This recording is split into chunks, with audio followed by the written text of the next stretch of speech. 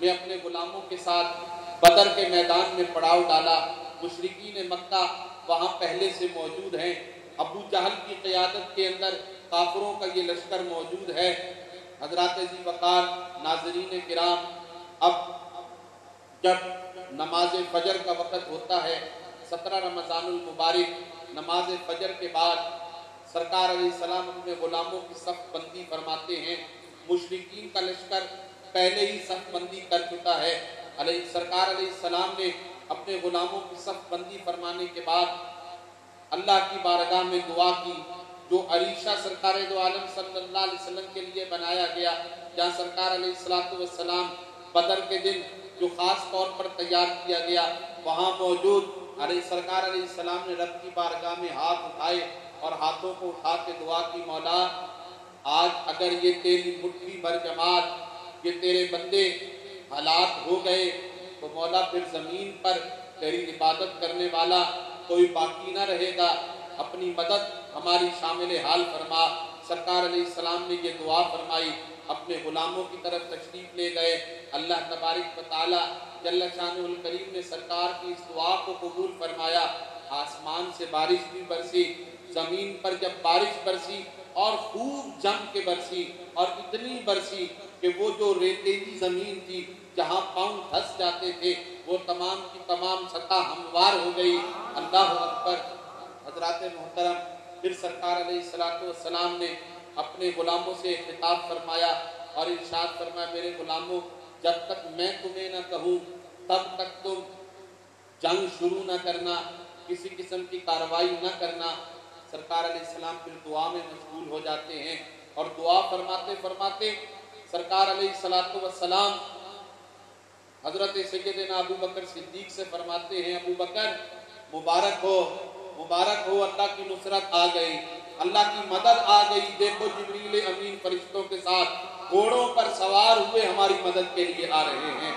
اللہ کا قرآن کہتا ہے، محبوب جب آپ اپنے رب سے دعا فرما رہے تھے تو آپ کے رب نے آپ کی دعا کو قبول فرما لیا اور آپ کی دعا پر اللہ نے 1000 فرشتوں کو مدد کے لیے زمین پر بھیجا، اور پھر فرمایا اللہ تبارک و تعالی نے 3000 فرشتوں کو، اور پھر اس کے بعد اس کی تعداد 5000 ہو گئی۔ اللہ تبارک و تعالی نے فرشتوں کو زمین پر بھیج کر مسلمانوں کی مدد فرمائی۔ اللہ اکبر۔ قرآن مجید میں یہ سارا بیان موجود ہے۔ استقول للمؤمنین الن یکفیکم ان یمدکم ربکم بثلاثۃ آلاف من الملائکۃ منزلین بلا ان تصبروا وتتقوا ویأتوکم من فورهم ھذا یمددکم ربکم بخمسۃ آلاف من الملائکۃ مصومین وما جعلہ اللہ الا بشریٰ لکم ولتطمئن قلوبکم بہ وما النصر الا من عند اللہ العزیز الحکیم۔ حضرات ذوالفقار، بات آگے بڑھانی ہے، بات آگے بڑھا کے جو بات اگلی بات کرنی ہے، پھر مسلمانوں اور کافروں کے درمیان جب یہ لڑائی شروع ہو جاتی ہے، اللہ تبارک و تعالی مسلمانوں کی اپنے فرشتوں کو بھیج کے مدد فرماتا ہے۔ حال یہ ہے کہ صرف 2 سے 3 گھوڑے ہیں، 70 اونٹ ہیں اور جناب 6 زرہیں ہیں اور 8 شمشیریں ہیں جو مسلمانوں کے پاس ہیں، اور 313 کی تعداد ہے۔ وہ 313 کی بھی پوری نہیں ہے، 305 کی تعداد 7 ہے۔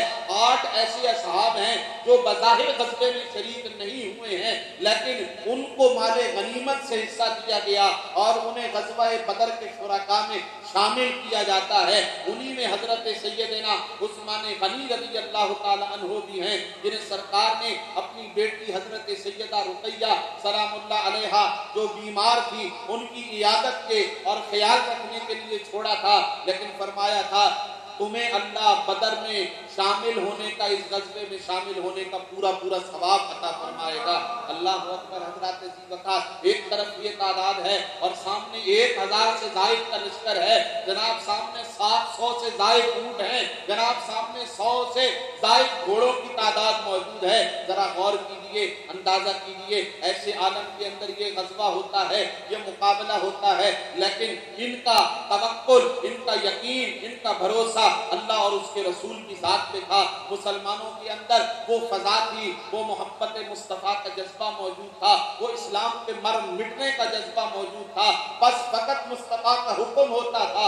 अगर कोई मुस्तफ़ा का हुक्म सुनता है, शादी की पहली रात है, मगर शादी की पहली रात भी अपने घर को छोड़ के मुस्तफ़ा के हुक्म पे मैदान कारज़ार में अपना सर कटाने के लिए हाजिर हो जाता है। अल्लाह अकबर, कुर्बान जाइए हजरात ज़ी वक़ार। अब जब ये लश्कर आमने सामने हुए, ग़ज़वा हुआ, मुकाबला हुआ, फिर अल्लाह तबारक व तआला ने 313 मुसलमानों को, जिन्हें अल्लाह की मदद हासिल थी, नुसरत हासिल थी, फरिश्तों के ज़रिए अल्लाह ने जिनकी मदद फरमाई थी, काफिरों के हज़ारों के लश्कर पर अल्लाह ताला ने मुसलमानों को फतह अता फरमाई। मुसलमान गालिब आए। अब यहाँ से आगे बढ़े तो मुसलमानों के तकरीबन 14 अफराद सहाबाए किराम इस ग़ज़वे में जामे शहादत उन्होंने नोश फरमाया। 70 काफिर वासिल ब जहन्नम हुए और उन्हीं में अबू जहल जैसा बड़ा काफिर भी शामिल था, जिन्हें उन 2 नन्हे और कमसन शहजादों सहाबाए किराम हजरत मुआज़ और हजरत मुअव्विज़ रज़ियल्लाहु ताला अन्हुमा, इन दोनों हजरात ने शहीद वासिल ब जहन्नम किया और फिर ये दोनों भी जो है वो जख्मों से चूर चूर हुए। हजरात ज़ी वक़ार आगे बढ़ें तो फिर 70 ही अफराद जो काफिरों के लश्कर के थे वो गिरफ्तार भी हुए और उनमें हजरत अब्बास रज़ियल्लाहु ताला अन्हु जो हुजूर के चचा थे, उस वक़्त तक इस्लाम नहीं लाए थे, वो भी उन कैदियों में शामिल थे। फिर सरकार अलैहिस्सलातु वस्सलाम ने मशवरा फरमाया इन कैदियों का क्या किया जाए। तारीख उठा के देखिए कि सरकार ने जो कैदियों के साथ सलूक फरमाया उसकी नज़ीर भी कहीं नहीं मिलती। जिनके पास कपड़े नहीं थे उन्हें कपड़े दिलवाए गए, उनके साथ नरमी बरती गई और फिर उसके बाद फैसला क्या किया गया कि इन्हें कत्ल किया जाए। फिर एक राय सैयदना अबू बकर सिद्दीक की आई, नहीं या रसूल अल्लाह, इन्हें फिदिया लेकर आज़ाद कर दिया जाए। इस राय को पसंद किया गया और तय पाया कि जो फिदिया दे सकता है वो फिदिया दे और उन्हें आज़ादी मिल जाएगी, और जो फिदिया ना दे सके तो फिर वो अंसार के 10 बच्चों को जो पढ़ना लिखना नहीं जानते हैं उनको पढ़ना लिखना सिखा दें। चुनाचे ये तय पाया। और इसी में एक बात बड़ी मोहब्बत की है और अकीदे की है। जब हजरत अब्बास रज़ियल्लाहु ताला अन्हु सरकार के चचा थे और इस रिश्ते की वजह से सरकार उनसे मोहब्बत भी फरमाते थे, तो लेकिन चूँकि वो उस वक़्त मुशरिकीन में शामिल थे, कैदियों में थे, आपने फरमाया सरकार अलैहिस्सलाम ने, चचा ऐसे करें आप भी फिदिया दें ताकि आपको भी रिहाई मिल जाए। तो हजरत अब्बास कहने लगे मेरे पास तो कुछ है ही नहीं। सरकार के इल्म गैब का भी सबूत देखें और हजरत अब्बास के ईमान लाने का भी यही सबब बना, यही बात सबब बनी कि हजरत अब्बास ने जब ये कहा तो सरकार अलैहिस्सलाम ने फरमाया चचा अगर यही बात है तो जो घर से चलते हुए चची उम्मुल फजल को जो दे के आए थे वो कहाँ है। जब हजरत अब्बास ने ये सुना तो कहने लगे इस बात का तो सिर्फ मुझे और उन्हें इल्म है, इसका मतलब है वाकई आप गैब जानते हैं, आप अल्लाह के नबी हैं। फिर हजरत अब्बास रज़ियल्लाहु ताला अन्हु भी सरकार अलैहिस्सलाम पर ईमान ले आए थे, आप भी दायरे इस्लाम में दाखिल हो गए थे। आखिरी बात अर्ज करूं और गुफ्तगू खत्म करूं, आज भी जरूरत है बदर की फिजा पैदा करने की। फजाए बद्र पैदा कर, फरिश्ते तेरी नुसरत को उतर सकते हैं गर्दों से, कतार अंदर कतार अपनी उतर सकते हैं अपनी फरिश्ते, लेकिन फजाए बदर पैदा करनी पड़ेगी। और फजाए बदर में क्या है? अल्लाह पर यकीन, भरोसा, मुस्तफ़ा जाने रहमत सल्लल्लाहु अलैहि वसल्लम से सच्ची मोहब्बत, जानिसारी का जज्बा और इखलास की दौलत अगर ये हमारे सीनों में पैदा हो जाए तो फिर यकीनन आज भी मुसलमान काफिरों पर गालिब आ सकते हैं।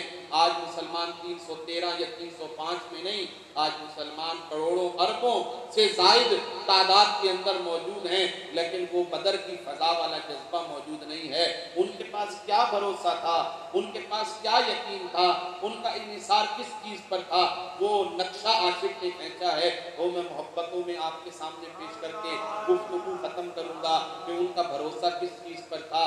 उन सहाबाए किराम जो बदर के मैदान में थे, उनकी कामयाबी کیا دلیل تھی، وہ کیا نقشہ ہے۔ میرے حضور قبلہ سیدی والدی و مرشدی نبر اللہ برکتہ انہیں اپنے مخصوص انداز میں پڑھا کرتے تھے، میں بھی اسی مخصوص انداز میں آپ کے سامنے پیش کر دوں۔ فرماتے ہیں کہ بدر کا نقشہ کیا ہے مسلمانوں کے پاس، کہ ان کے پاس 2 گھوڑے 6 سرہیں اور 8 شمشیریں، بدلنے آئے تھے یہ دنیا بھر کی تقدیریں،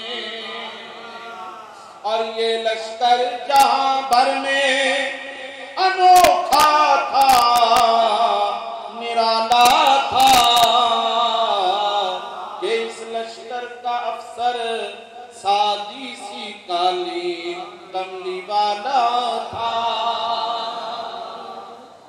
نہ تیغ و تیر پر تکیا، نہ خنجر پر نہ بھالے پر، بھروسہ تھا تو ایک سادی سی کالی کملی والے